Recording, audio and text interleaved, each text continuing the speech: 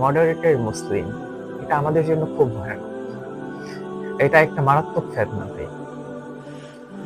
আমরা তো বলি যে আমি দিনদার, বা নিজেকে নিজে মনে করি দিনদার, বা অন্য মানুষ আমাকে মনে করে দিনদার। আসলে দিনদার মানে কি?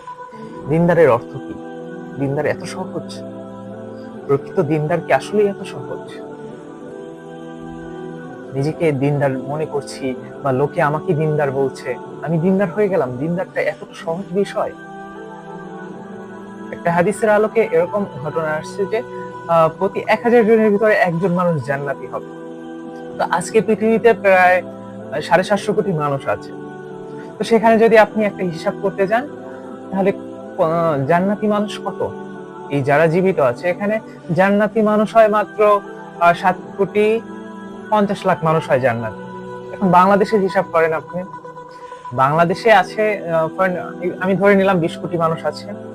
তো 20 কোটি মানুষ থাকলে এখানে জান্নাতি মানুষ আছে কয়জন? জান্নাতে যাবে কয়জন?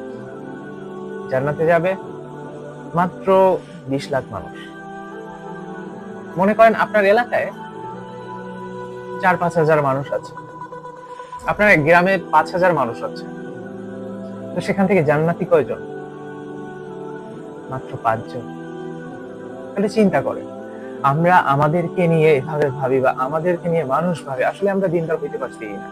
নিজের চক্ষুকে হেফাজত করতে পারলাম না, নিজের জবানকে হেফাজত করতে পারলাম না, নিজের জিহ্বাকে হেফাজত করতে পারলাম না।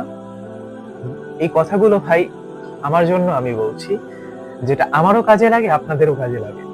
নিজেকে এখন পর্যন্ত ঠিক করতে পারলাম না, অথচ আমি নিজেকে দিনদার মনে করি।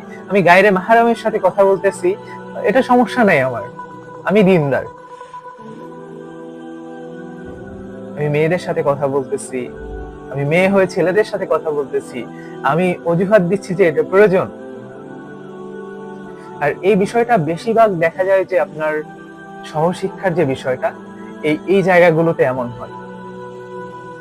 পর্দা করা একজন মেয়ে মানুষ, তার যদি থাকে হিন্দু ফ্রেন্ড, সে আবার পর্দাশীল, নামাজি, তাহাজ্জুদ পূজারী, তো বিষয়গুলো কেমন হয়ে যায় একটু চিন্তা করেন।